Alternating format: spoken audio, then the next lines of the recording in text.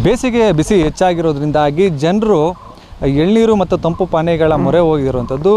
ಆದರೆ ಬನ್ನರಘಟ್ಟ ಜೈವಿಕ ಉದ್ಯಾನವನದಲ್ಲಿರುವಂತಹ ಪ್ರಾಣಿಗಳಿಗೂ ಒಂದು ರೀತಿಯಾಗಿ ಬಿಸಿಯ ತಾಪಮಾನ ಹೆಚ್ಚಾಗಿರುವಂಥದ್ದು.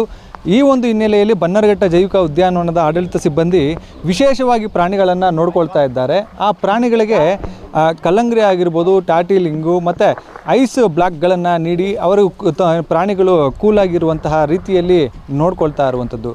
ಆನೆ ಆಗಿರ್ಬೋದು, ಮತ್ತು ಹಾವುಗಳು ಮತ್ತು ಪಕ್ಷಿಗಳು, ನೀರಾಣೆ ಮತ್ತು ಸಾಕಷ್ಟು ಪ್ರಭೇದದ ಪ್ರಾಣಿ ಪಕ್ಷಿಗಳಿರುವಂತಹ ಬನ್ನರಘಟ್ಟ ಜೈವಿಕ ಉದ್ಯಾನವನದಲ್ಲಿ ಬಿಸಿಲಿನ ತಾಪಮಾನ ಇರೋದ್ರಿಂದಾಗಿ ಪ್ರಾಣಿಗಳು ಕೂಲಾಗಿರಲಿ ಅನ್ನುವಂಥ ನಿಟ್ಟಿನಲ್ಲಿ ನೀವು ನೋಡ್ತಾ ಇರ್ಬೋದು. ಆನೆಗಳಿಗೆ ಈಗ ಒಂದು ಅಧಿಕಾರಿಗಳಾಗಿರ್ಬೋದು ಮತ್ತು ಇಲ್ಲಿರೋ ಮಾವತರು ಎಲ್ಲರೂ ಕೂಡ ಆನೆಗಳಿಗೆ ಕಲ್ಲಂಗಡಿ ಹಣ್ಣನ್ನು ನೀಡ್ತಾ ಇರುವಂಥದ್ದು ಮತ್ತು ಎಳನೀರನ್ನು ನೀಡುವಂಥದ್ದು, ಈ ಎಲ್ಲವನ್ನು ಪ್ರಕ್ರಿಯೆಗಳನ್ನು ಮಾಡ್ತಾ ಇರುವಂಥದ್ದು. ಜೊತೆಗೆ ಈ ಒಂದು ಆನೆಗಳಿರುವಂಥ ಜಾಗದಲ್ಲೂ ಕೂಡ ಸ್ಪ್ರಿಂಕ್ಲರ್ಗಳನ್ನು ಅಳವಡಿಸಿರುವಂಥದ್ದು.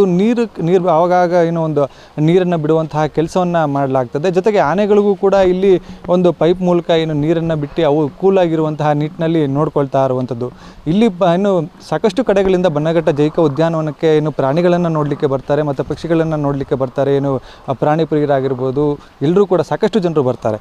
ಇಲ್ಲಿ ಏನಂತಂದರೆ ಪ್ರಾಣಿಗಳು ಕೂಡ ಅವರಿಗೆ ಒಂದು ರೀತಿಯಾಗಿ ಪ್ರವಾಸಿಗರಿಗೂ ಕೂಡ ಬೇಸಿಗೆಯ ತಾಪಮಾನ ಯಾವ ರೀತಿ ಇದೆ, ಅವರು ಯಾವ ರೀತಿ ತಂಪು ಪಾನೀಯಗಳಾಗಿರ್ಬೋದು, ಹಣ್ಣುಗಳು ಮತ್ತು ಈ ರೀತಿಯಾಗಿ ಮೊರೆ ಹೋಗ್ತಾರೆ. ಅದೇ ರೀತಿಯಾಗಿ ಬನ್ನರಘಟ್ಟ ಜೈವಿಕ ಉದ್ಯಾನವನದಲ್ಲೂ ಕೂಡ ಪ್ರಾಣಿಗಳು ಪಕ್ಷಿಗಳಿಗೂ ಎಲ್ಲದಕ್ಕೂ ಕೂಡ ತಾಪಮಾನ ಇದಾಗ್ಬೋದು. ಮತ್ತು ಅವರ ಆರೋಗ್ಯದ ದೃಷ್ಟಿಯಿಂದಾಗಿ, ಪ್ರಾಣಿಗಳ ಆರೋಗ್ಯದ ದೃಷ್ಟಿಯಿಂದಾಗಿ ಸಾಕಷ್ಟು ಮುಂಜಾಗ್ರತಾ ಕ್ರಮಗಳನ್ನು ತೆಗೆದುಕೊಂಡು ಅವುಗಳಿಗೆ ತಂಪು ಆಹಾರಗಳಾಗಿರ್ಬೋದು ಮತ್ತು ತಂಪು ಯಾವ ರೀತಿ ವಾತಾವರಣ ಒಂದು ಕೂಲ್ ರೀತಿಯಾಗಿ ವಾತಾವರಣ ಕಲ್ಪಿಸುವಂಥ ನಿಟ್ಟಿನಲ್ಲಿ ಕ್ರಮವನ್ನು ಕೈಗೊಂಡಿರುವಂಥದ್ದು.